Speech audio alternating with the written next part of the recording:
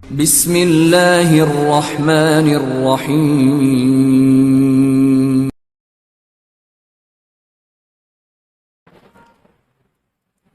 السلام علیکم ورحمۃ اللہ وبرکاتہ. الحمدللہ رب العالمین والصلاة والسلام نبینا محمد وعلی آلہ وصحبہ اجمعین، اما بعد.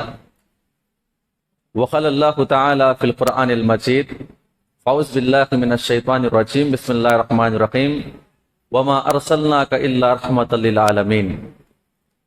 محترم سامعین اکرام، اللہ تعالیٰ کا بے انتہا شکر ہے کہ اللہ رب العزت نے اس مسجد کے اندر باجماعت تراویح ادا کرنے کا موقع عنایت فرمایا. ہم نے آپ کے سامنے وعدہ کیا تھا کہ انشاءاللہ آج سے اللہ کے نبی صلی اللہ علیہ وسلم کی سیرت پیش کریں گے. اللہ تعالیٰ سے دعا کرے اللہ تعالیٰ ہم تمام کو سیرت کے تمام واقعات سمجھ کر عمل کرنے کی توفیق عطا فرمائیں. گزارش آپ لوگوں سے یہ ہے، کوئی بھی واقعہ جب آپ کے سامنے پیش کیا جائے اپنے ذہن کے اندر ایک نقشہ بنائیں. جب تک آپ اپنے ذہن کے اندر اس واقعے کا نقشہ نہیں بنائیں گے اس وقت تک وہ واقعہ جو ہے آپ کو سمجھ میں نہیں آئے گا. اور آپ ایسا سوچیں کہ واقعہ ہمارے سامنے ہو رہا ہے، تب جا کر وہ بات آپ کے ذہن میں بیٹھے گی انشاءاللہ. اللہ کے نبی صلی اللہ علیہ وسلم کی سیرت سمجھنے کے لیے تھوڑا آپ کو اور اوپر آنا پڑے گا. حضرت ابراہیم علیہ السلام سے ہم انشاءاللہ سیرت شروع کریں گے، کیونکہ اللہ کے نبی صلی اللہ علیہ وسلم کا تعلق حضرت ابراہیم سے ہے. کیونکہ مکہ کی ایجاد کیسا ہوئی اور اس کے بعد کعبۃ اللہ کیسے بنا، یہ تمام کی تمام چیزیں انشاءاللہ آپ کے سامنے تفصیل سے آئے گی. حضرت ابراہیم علیہ السلام جو ہے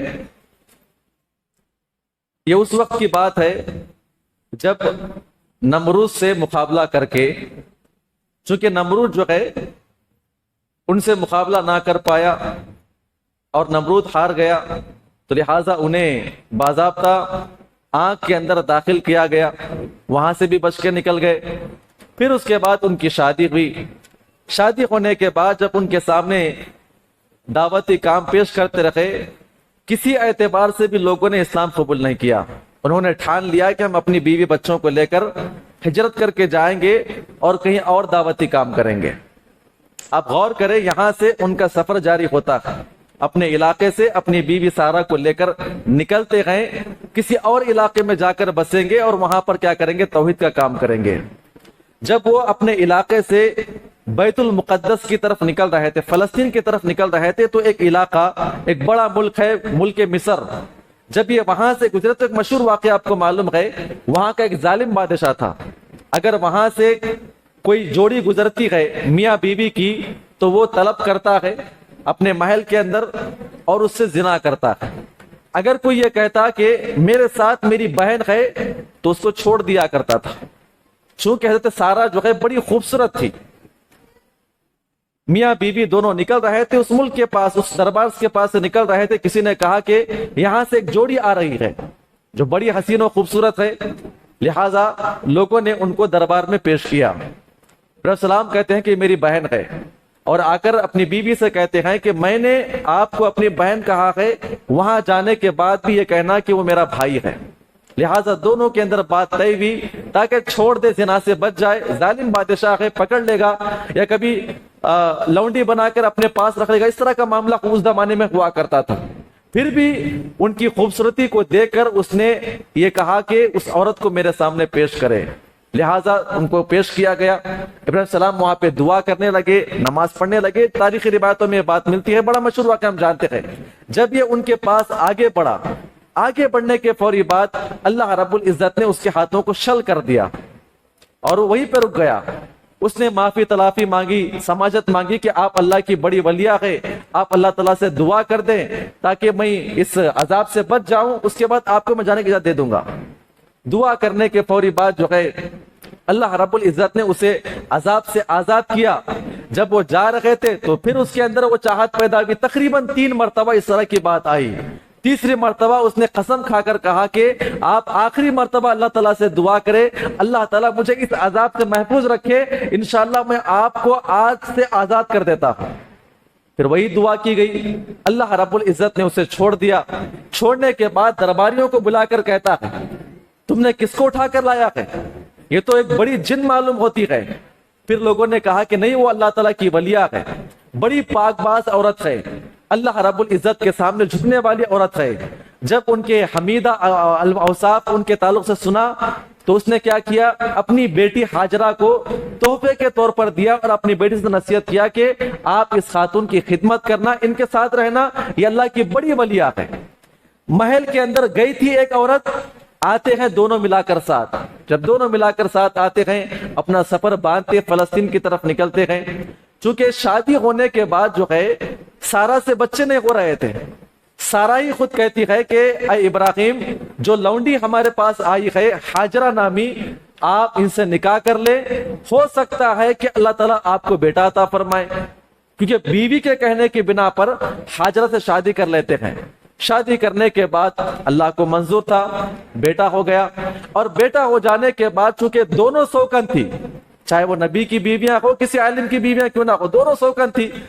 تاریخ کے اندر آتا ہے فلسطین میں جب یہ تھے سوکن جب آپس میں رہا کرتے تھے، چونکہ پہلی بیوی جس کو بیٹا ہی نہیں اور دوسری جو کہ ان کی لونڈی باندھی تھی، جب انہوں نے ہبا کر دیا تو ان سے بچہ ہو گیا، تو آپس میں اختلاف ہونے لگا۔ اللہ رب العزت نے حکم دیا کہ اے ابراہیم، حضرت ہاجرہ اور اسماعیل کو لے کر یہاں سے نکل جائے اور کہیں دور جگہ پہ جا کے چھوڑ کر آئے۔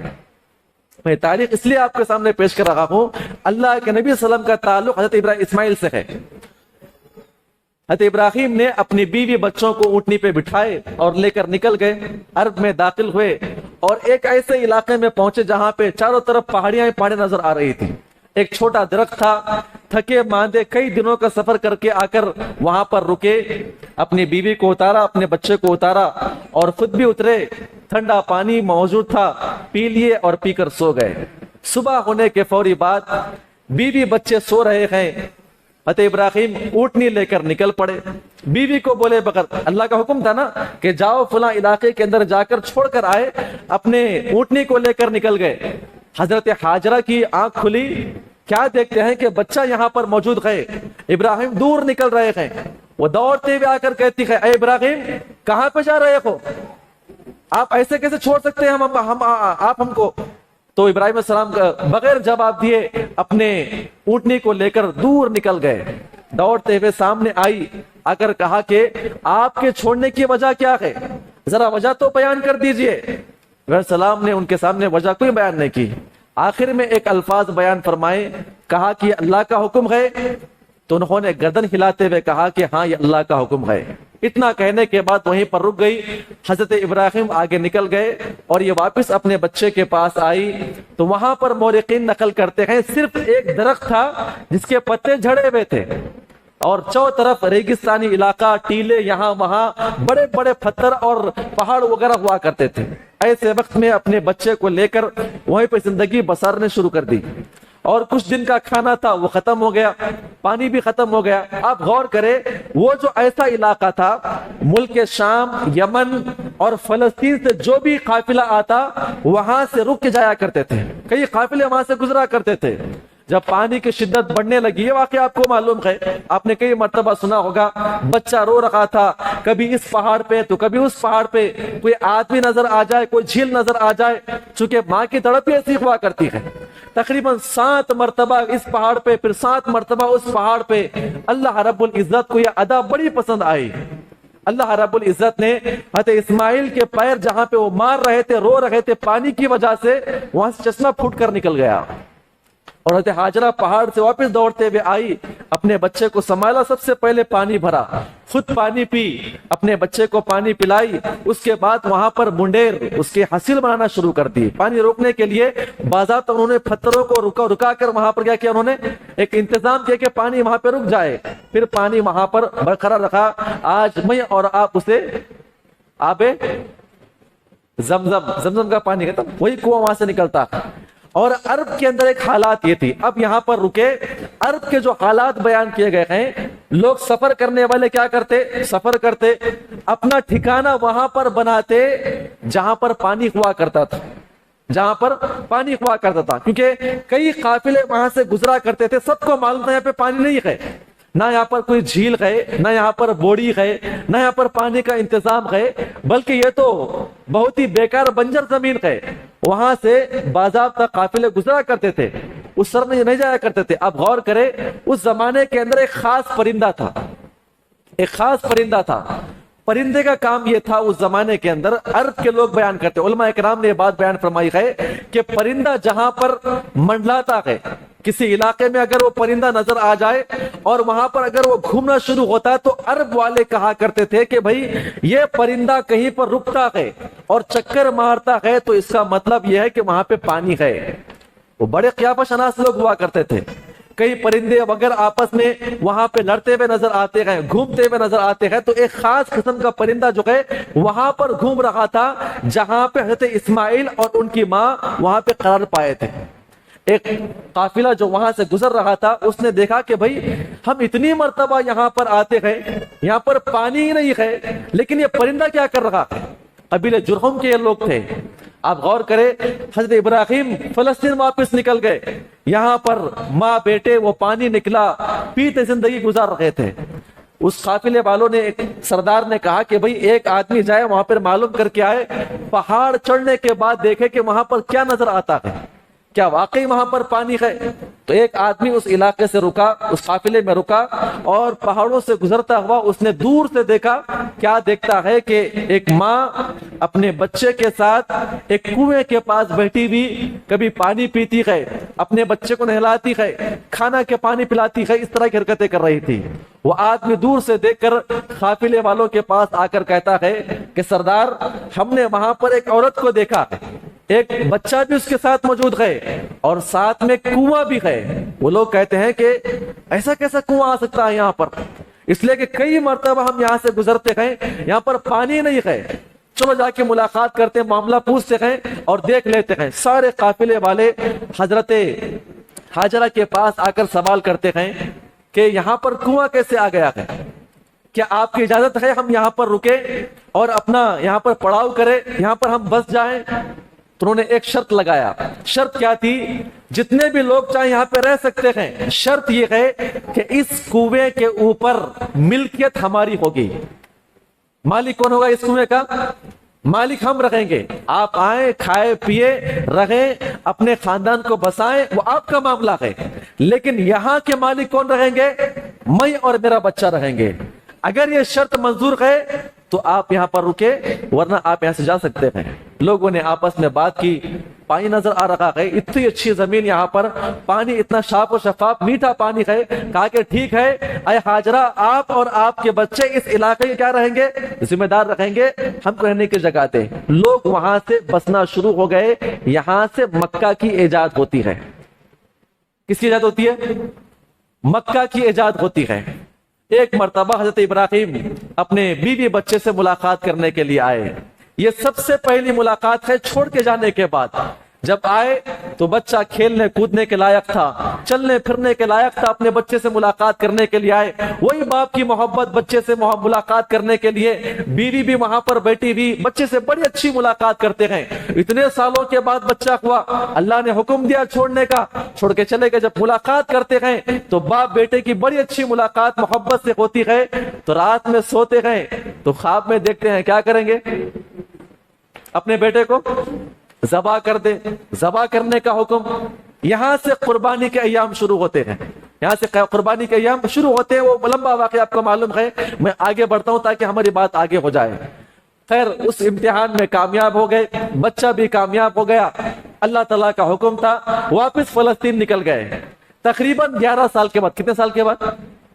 تقریباً 11 سال کے بعد حضرت سارہ کو بیٹا ہوتا ہے۔ نام کیا رکھا گیا؟ حضرت اسحاق علیہ السلام۔ پھر اس کے بعد کئی دن گزر گئے، دوبارہ جب ملاقات کرنے کے لیے اپنے بچے سے آئے، حضرت ابراہیم، حضرت اسماعیل بڑے ہو چکے تھے، ان کی شادی ہو چکی تھی۔ یہ بھی ہم کو ایک روایت ملتی ہے۔ ملاقات کرنے کے لیے آئے، کہا کہ اسماعیل موجود ہے گھر پر؟ بیوی موجود تھی؟ کہا کہ نہیں ہے۔ کہا آپ کون ہے؟ کہا کہ آپ کی زندگی کیسے بسر ہوتی ہے؟ انہوں نے کہا کہ کیا بتائیں، جاتے ہیں، کچھ کما کر لاتے ہیں، اور ناشکری کے الفاظ انہوں نے پیش کیا تو کہتے ہیں کہ اسماعیل آئے تو سلام کہنا اور یہ کہنا کہ گھر کی دہلیز کو بدل لے. کہا آپ کون ہے؟ بس وہ بچہ سمجھ جائے گا کون ہے بھائی، بس میرا ایک پیغام اس کو پہنچا دینا. اتنا کہنے کے بعد نکل گئے. شام میں حضرت اسماعیل آئے. کہا کیا بات ہے؟ تو کہا کہ ایک بزرگ آئے تھے، داڑھی ایسی تھی، حلیہ ایسا تھا، آپ کو پوچھ رہے تھے. کہا اور کیا کہا؟ انہوں نے جاتے ہوئے کہا کہ گھر کی دہلیز کو بدل لے. کہا ایسی بات ہے؟ تو کہا کہ وہ میرے بابا ابراہیم تھے جو کہ وقت کے بڑے نبی ہیں، انہوں نے مجھے تجھے طلاق دینے کا حکم دیا ہے. تو ناشکری کا کیا ہے؟ تو نے معاملہ کیا ہے ان کے سامنے. تیسری ملاقات جو ہمیں روایت کے اندر ملتی ہے، ایک اور مرتبہ ملاقات کرنے کے لیے آئے. دوسری شادی ان کی ہو گئی تھی، بیوی سے ملاقات کرتے. کہا اسماعیل گھر پہ ہے؟ کہا کہ نہیں ہے، شکار کے لیے چلے گئے ہیں. کہا کہ زندگی کیسے بسر ہو رہی ہے؟ کہا کہ نہیں، الحمدللہ جو بھی لاتے ہیں شکر گزاری کا معاملہ انہوں نے پیش کیا. تو کہا کہ اسماعیل کو میرا سلام کہنا، اگر آئے تو یہ پیغام دینا کہ دہلیز کو گھر کی باقی رکھے. اتنا کہنے کے بعد نکل گئے. اپنی بیوی سے آ کے ملاقات کرتے تو کہا کیا بات ہے؟ کہا کہ ایک بزرگ آئے تھے، داڑھی وغیرہ ان کیسی تھی، انہوں نے سلام کہا آپ کو اور یہ کہا کہ جاتے ہوئے گھر کی دہلیز کو باقی رکھنا. یہاں پہ علماء کرام کہتے ہیں کہ جس انسان کو شکر گزار کرنے والی بیوی مل گئی وہ سب سے بڑا کامیاب انسان ہے. چوتھی مرتبہ جب ملاقات کرنے کے لیے آئے، اب یہاں پر آپ اپنے ذہن میں ایک بات رکھ کر جائیں، کیونکہ انشاءاللہ میں آگے بات کل کروں گا آپ کے سامنے. چوتھی مرتبہ جب ملاقات کرنے کے لیے اپنے بیٹے سے آئے، حضرت اسماعیل موجود تھے. بیٹے سے ملاقات ہو گئی، بیٹا بڑا ہو چکا ہے، اور جا کر دور اپنے گھر پہ ایک جگہ بیٹھ گئے. اسماعیل السلام اپنے ایک گھر کے ایک کونے کے اندر تیر اور کمان بناتے ہوئے بیٹھ گئے. آپس میں وہ کام کر رہے تھے، بیوی وہاں پہ کام کر رہی تھی. تو آپ غور کریں، حضرت ابراہیم ایک جگہ پر دیکھ رہے تھے، دیکھ کر آتے ہیں، آ کر پھر بیٹھ جاتے ہیں. حضرت اسماعیل جو ہے ان کی حرکتوں کو دیکھ رہے تھے، بابا کیا کر رہے ہیں، کبھی وہاں پہ دور جاتے ہیں، آ کے بیٹھ جاتے ہیں، اور یہاں پر ہمارے سامنے بیٹھے ہوئے ہیں، صرف وہیں پر دیکھ رہے ہیں اور کسی سوچ کے بارے میں، کسی گہری سوچ میں ڈوبے ہوئے ہیں. یہ تیر اور ترکش کمان وغیرہ بنا رکھے تھے. ابراہیم کہتے ہیں کہ اے اسماعیل، ایک اللہ رب العزت نے مجھے کام کرنے کا حکم دیا ہے، کیا آپ میرا ساتھ دیں گے؟ کہا کہ بابا کیا بات کر رہے ہیں، ہماری جان آپ کے لیے حاضر ہے. کہا کیا کام ہے، ہم آپ کا ساتھ دیں گے. کہا ہے کہ اللہ رب العزت نے مجھے حکم دیا ہے کہ میں اس علاقے کے اندر اللہ کا ایک گھر بناؤں. کیا بناؤں گا؟ اللہ کا گھر بناؤں. کہا کیا بات ہے. الحمدللہ ہم آگے بڑھتے ہیں. تو میاں بیوی آپس میں پتھر لے کر آتے ہیں اور وہ آپس میں گھر بناتے ہیں. کعبۃ اللہ جو آج ہمارے پاس جو ہم دیکھتے ہیں نا، ایسا کعبۃ اللہ نہیں تھا اس زمانے کے اندر. اس زمانے کے اندر چھت بھی نہیں ہوا کرتی تھی.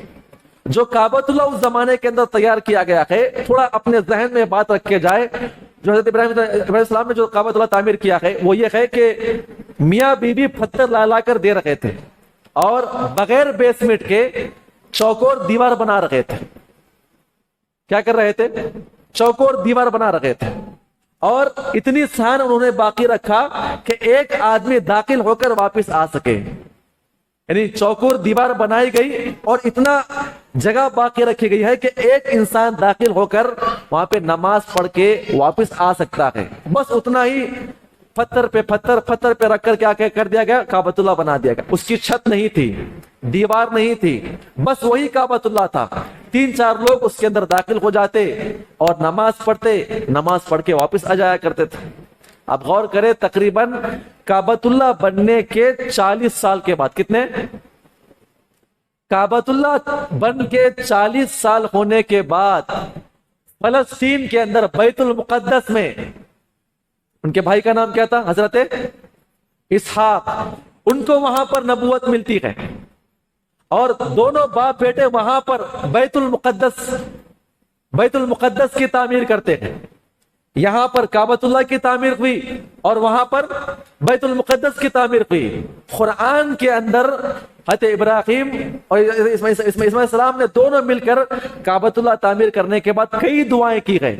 ان دعاؤں کے اندر ایک دعا اللہ کے نبی کے لیے بھی دعا تھی. کیا دعا تھی؟ اے ہمارے پروردگار، اس سرزمین اس سرزمین مکہ کے اندر جو مکہ آباد ہو چکا ہے، پورے علاقے والے وہاں پر آ کر بس چکے ہیں، اے اللہ اس مکہ کے اندر، اس مکہ کی سرزمین پر وہ آخری نبی بھیج۔ کیا دعا کی؟ یتلو علیہم آیاتک ویزکیہم ویعلمہم الکتاب والحکمہ۔ دعا کے الفاظ یہ تھے کہ اے ہمارے پروردگار وہ آخری نبی یہاں پر آ جائے تاکہ وہ قرآن کی تلاوت کرے، حکمت کی دعوت دے، لوگوں کے ذہنوں سے کیا کرے، وہ ان کے عقائد کو پاک کرے۔ السلام نے باضابطہ دعا کی۔ دعا کرنے کے کئی دنوں کے بعد اللہ رب العزت نے حضرت اسماعیل السلام کو یہاں پہ نبی بناتا۔ نبی بنانے کے بعد تقریباً علماء کرام نے نقل کیا ہے ان کے 10 بیٹے تھے۔ کتنے بیٹے تھے؟ 10۔ ان کے 10 بیٹے تھے۔ 10 بیٹوں میں سے اللہ کے نبی نے ان کے ایک بیٹے سے نسل میں آئے ہیں۔ انشاءاللہ کل اس کی آپ کے سامنے تفصیلات پیش کی جائے گی۔ اللہ تعالیٰ سے دعا کریں اللہ تعالیٰ ہم تمام کو اس عمل کی توفیق عطا فرمائے، آمین۔ السلام علیکم ورحمۃ اللہ وبرکاتہ۔